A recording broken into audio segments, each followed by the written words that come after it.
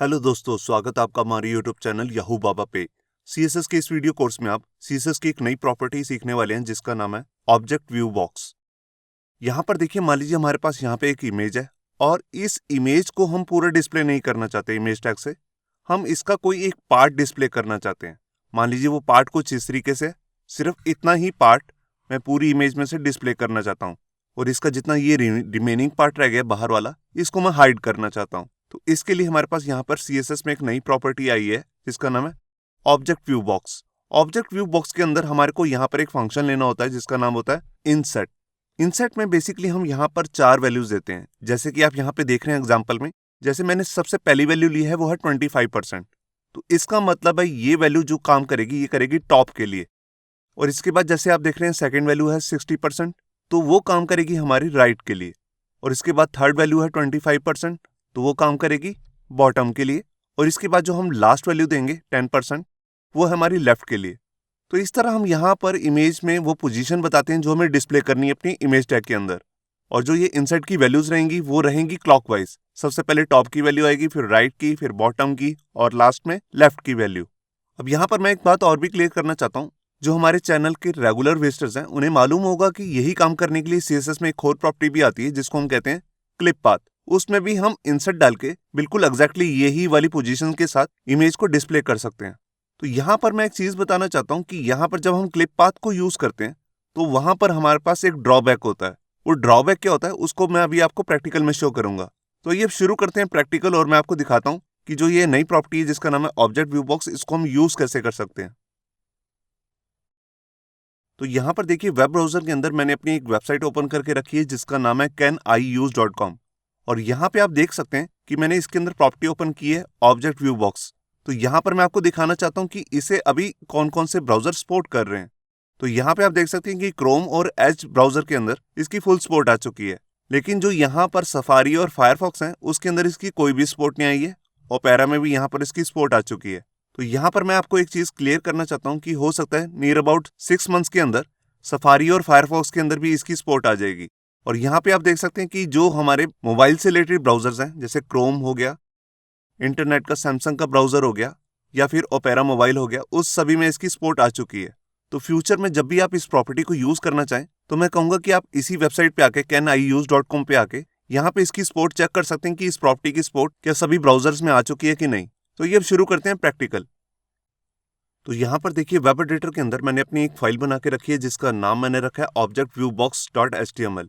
यहाँ पे आप देख सकते हैं कि मैंने एक इमेज प्लेस की है और इसके नीचे यहाँ पर मैंने एक डमी पैराग्राफ डाला है जस्ट टेस्टिंग के लिए। मैं इसी फाइल को आपको एक बार वेब ब्राउजर में भी चेक करा देता हूँ।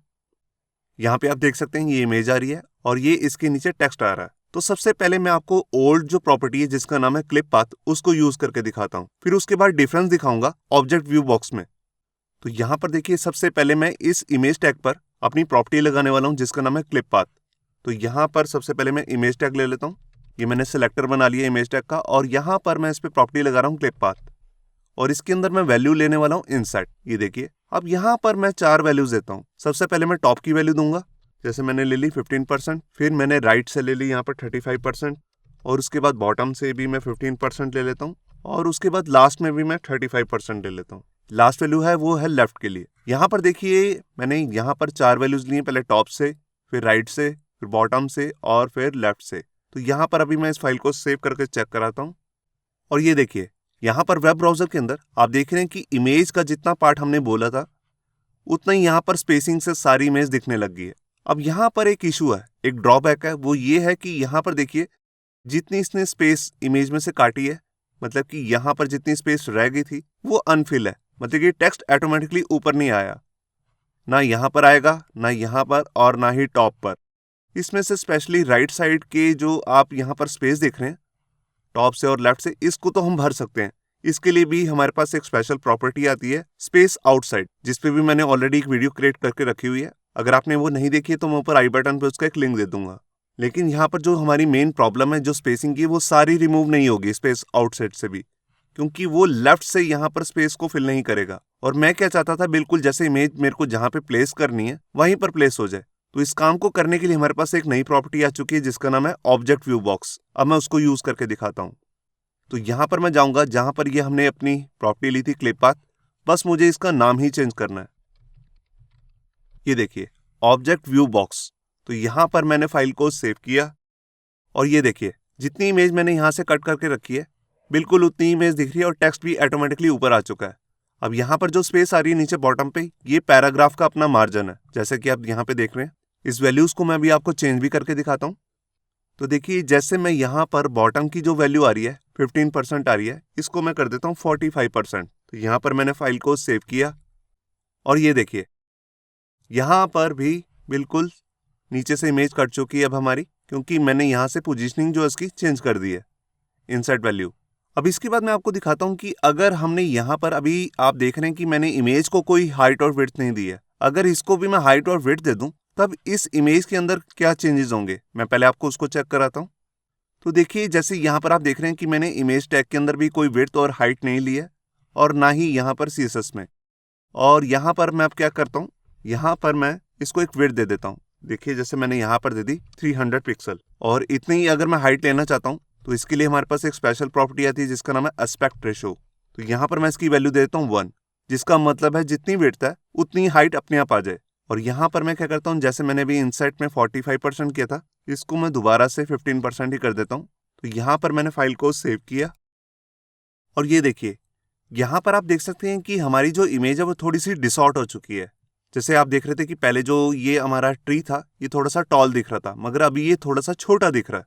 तो यहाँ पर अब मैं इसके लिए यहाँ पर इसको करेक्ट करने के लिए मैं अपनी थर्ड प्रॉपर्टी यूज करने वाला हूँ जिसका नाम है ऑब्जेक्ट फिट। तो देखिए उसके लिए मैं यहाँ पे आता हूँ और यहाँ पर मैं अपनी प्रॉपर्टी यूज करता हूँ ऑब्जेक्ट फिट और इसकी वैल्यू ले लेता हूँ कवर। इस प्रॉपर्टी पे भी मैंने ऑलरेडी एक वीडियो क्रिएट करके रखी हुई है, अगर आपने वो वीडियो नहीं देखी है तो मैं ऊपर आई बटन पे और नीचे डिस्क्रिप्शन पे उसका लिंक दे दूंगा, जहां से जाके आप इसे डिटेल में देख सकते हैं। अब इस प्रॉपर्टी की हेल्प से होगा क्या, बेसिकली हमारी जो इमेज है डिसॉर्ट हो रही थी अब वो नहीं होगी। मैं फाइल को सेव करने से पहले इस विंडो को साइड बाय साइड कर देता हूँ। ये देखिए, तो अब मैं यहाँ पर फाइल को पहले सेव करता हूँ और ये देखिए अब यहाँ पे आप देख रहे होंगे सब कुछ इमेज ठीक हो चुकी है और यहाँ पर जो अब हमारा ट्री भी है बिल्कुल टॉल में नजर आ रहा है। मैं इसको हटा के दिखाता हूँ। तो यहाँ पर मैंने फाइल को सेव किया और ये देखिए, तो इमेज को प्रॉपर दिखाना था इसीलिए मैंने यहाँ पर अपनी प्रॉपर्टी यूज की है ऑब्जेक्ट फिट और इसकी वैल्यू ली है कवर। आप कंटेन वगैरह भी ले सकते हैं, मगर यहाँ जो परफेक्ट हमें सोल्यूशन चाहिए वो है कवर। अब इसके बाद जैसे हमने यहाँ पर इंसर्ट फंक्शन लिया था और इसके अंदर 4 वैल्यूज ली थी, अब इन वैल्यूज को मैं आपको चेंज करके दिखाता हूँ। यहाँ पर हम वैल्यूज जो है 0 में भी दे सकते हैं। देखिए जैसे मैंने लास्ट वाली जो वैल्यू है उसको 35% लिया है, मतलब कि 35% का गैप होना चाहिए और वही होगी हमारी लेफ्ट से पोजीशनिंग।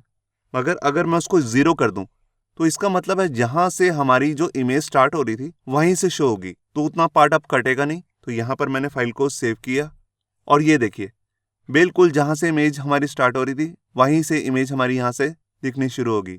और अगर मैं सारी वैल्यूज को 0 कर दूं, मैं आपको दिखाता हूं, तो इसका मतलब है कि अब हमारी जितनी भी टोटल इमेज थी वो पूरी की पूरी डिस्प्ले होनी चाहिए और वो भी 300 पिक्सल के अंदर, जिसके साथ मैंने यहाँ पे यूज किया ऑब्जेक्ट फिट कवर। तो यहाँ पर मैंने फाइल को सेव किया और ये देखिए यहाँ पर देख रहे हैं कि हमारी इमेज जो है वो पूरी अब शो भी हो रही है इस 300 पिक्सल के अंदर, जबकि इस इमेज की विड्थ ज़्यादा थी और हाइट कम थी। तो प्रॉपर शो कैसे हो पा रही है, क्योंकि हमने यहाँ पर अपनी प्रॉपर्टी यूज की है ऑब्जेक्ट फिट कवर। अब यहाँ पर लास्ट में जाते हुए मैं आपको एक चीज़ और भी बताना चाहता हूँ कि इसके अंदर हम यहाँ पर नेगेटिव वैल्यू भी ले सकते हैं। तो यहाँ पर देखिए जैसे मैं ले लेता हूँ -20%। अब इसका मतलब क्या है कि जो ये इमेज है ये तो पूरी डिस्प्ले होगी, मगर यहाँ पर ऊपर से नीचे से लेफ्ट से और राइट से 20% का गैप आ जाएगा। तो यहाँ पर मैंने फाइल को सेव किया और ये देखिए यहाँ पर आप देख रहे हैं कि बॉटम से और टॉप से गैप आ चुका है, राइट से और लेफ्ट से भी आया मगर वो कम दिख रहा है, क्योंकि इसी के साथ हमने यहाँ पर ये भी प्रॉपर्टी यूज कर रखी है ऑब्जेक्ट फिट कवर, तो इमेज को कवर भी कर रहा है। और यहाँ पर हमने जैसे माइनस में अगर यहाँ पर इनसाइड की वैल्यू ली है तो यहाँ पर वो एक तरीके का मार्जिन भी छोड़ रहा है, जैसे कि हम देख रहे हैं टॉप और बॉटम से भी आया, लेफ्ट और राइट से कम आया। तो ये थी हमारी प्रॉपर्टी जिसका नाम है ऑब्जेक्ट फिट बॉक्स। इसका बेसिकली मतलब यही होता है कि किसी इमेज में से अगर हमने पर्टिकुलर एक पार्ट दिखाना है, कोई पोर्शन दिखाना है, तो हम इसे यूज कर सकते हैं। होप सो आपको ये हमारा वीडियो ट्यूटोरियल अच्छा लगा होगा। अगर अच्छा लगा है तो वीडियो को प्लीज़ लाइक करना मत भूलिए। अगर आप ऐसे ही रेगुलर अपडेट चाहते हैं तो हमारे चैनल याहू बाबा को सब्सक्राइब करना मत भूलिए। Thank you.